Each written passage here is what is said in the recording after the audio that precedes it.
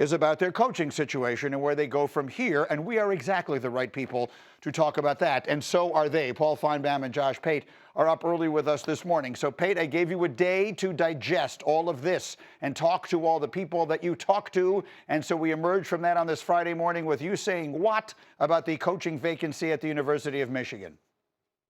It is desirable. They've got to get Michigan figured out. I told you yesterday, Greeny, it seems like 5 years ago. I told you yesterday that I did think before Michigan operated a coaching search, they needed to figure out what Michigan was. That's kind of reflected in the marketplace of candidates. But I feel kind of strongly about this that job looks tailor-made for a guy like Kenny Dillingham. I know other names will be thrown out. I'm telling you, Kenny Dillingham, for most college football fans, is a guy who they've heard sound bites from. He's the guy that took Arizona State to the playoffs last year. Oh, he's that guy Cam Scadaboo played for.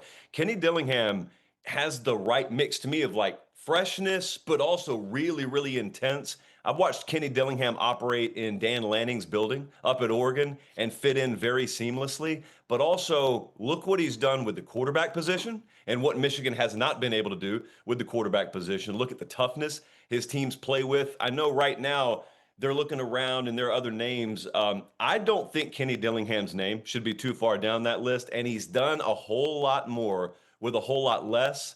Like Matt Campbell to Penn State, I just imagine Michigan resources being handed to Kenny Dillingham. So he's actually the name I'd circle. And of course, that's one name that we did hear yesterday. Another one is Kalen DeBoer. Before I turn to Paul, Josh, where do we stand as far as that possibility? I'll remind everyone Alabama plays a college football playoff game a week from tonight against Oklahoma. Yeah, it's a name I assume they will circle. It's a name that I would circle if I were them, and I'd make him tell me no. I don't know. Paul will have a really good read on this. I think the answer will be no from Kalen DeBoer. And, I've talked to Kalen about this. I've heard him speak publicly recently about this when asked about the Penn State job. There's this misnomer out there, and I think it was mainly created on the internet to make others feel good about their argument to get him that he's miserable at Alabama, which couldn't be further from the case. And I'm not quite sure where it comes from, but whenever you look him in the eye, on the record, off the record, that's one of the last things he says. He actually says quite the opposite. And I don't know that he wants to get to Alabama and in 2 years kind of say, nah, I'm done. Kalen DeBoer is a pretty fiery competitor. So I'd be hard pressed to see him leaving, but that doesn't mean Michigan shouldn't go after him because you're Michigan. So you make your A candidate tell you no. Paul Finebaum, what do you make of the Kalen DeBoer of it all? Yeah, I mean, certainly Kalen DeBoer's people, Greeny, are putting out the feelers or the word that he's not interested, but that's to be understood. We are 1 week away from one of the most important games in his 2-year tenure. Originally, the Auburn game was, because had he lost the Auburn game, it would have been the rivalry game, but he'd be out of the playoffs, and he probably would be looking for an exit. But check back on midnight a week from now, Greeny. If Alabama wins that game, I think this goes completely off the board. He moves on to the Rose Bowl to take on Indiana. But should Alabama lose, I don't need to tell you what it's like for Alabama to have consecutive 4-loss seasons.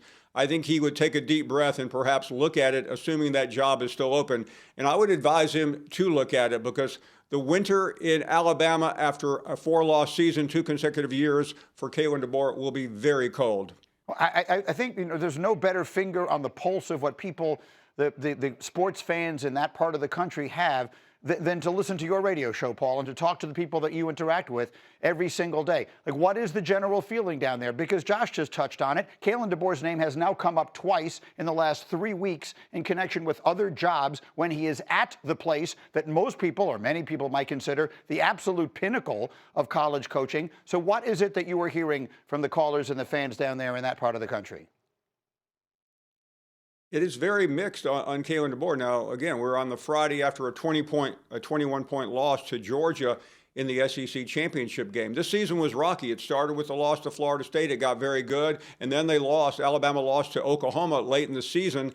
And this would, by the way, be the 3rd loss to Oklahoma, assuming that happens a week from tonight, in 2 seasons. That just is not acceptable. I mean, Greeny, I've sat in this very chair with you many times after Nick Saban lost a national championship game, not a regular season game, but a title game, and it felt like the end of the world. That is the standard at Alabama, and the question is, how long can Kalen DeBoer deal with it? So far, he's handled it pretty well, but it's only been 2 seasons. I've said many times, you don't want to be the guy who follows the guy. You want to be the guy who follows the guy who followed the guy. Alabama becomes a great job when someone else gets the opportunity to have it just because it's fun, Pate, in a world in which Kalen DeBoer did legitimately become a candidate for the Michigan job and were to leave for there. Then that would set off, I would assume, a mad scramble for what is one of the absolute platinum jobs in the country. What would be the name that you, just off the top of your head, that you would be pointing to in that circumstance? Look, I know the folks over there in the social department want me to say Lane Kiffin. So I'll say Lane Kiffin if you guys want me to say Lane. I actually don't think Alabama would look at Lane Kiffin. I'd fill in the same blank I just filled for Michigan. I'd go look at Kenny Dillingham. That's a guy who would be frothing at the mouth for that job. Kenny Dillingham, just a name that I've been really high on since a couple of years ago, and I'd be really high on now. I will say this, though, Greeny. Let me just hit one thing. That adage that you just repeated on TV is one that 99% of people agree with, and that is you don't want to be the guy who follows the legend. I asked Kalen pretty point blank when he took that job how he feels about that. And he looked back at me and he was not trying to be arrogant in the least. And I want to stress that, but he said, I don't care who I'm following. What I care about is what resources am I being given? And I think to read in between the lines, what he means is, hey, I think I'm pretty good too. So if I'm given the proper resources, I'm cool. The catch-22 in college football is most of the time when you follow the legend, it's because the legend hung on too long, and you're inheriting not only a little bit of a willowed program, but also sky-high expectations with no immediate way to meet them.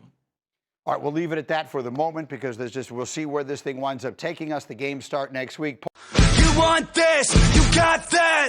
No way, watch them walk right past you. Run fast while you have the chance. Don't speak, let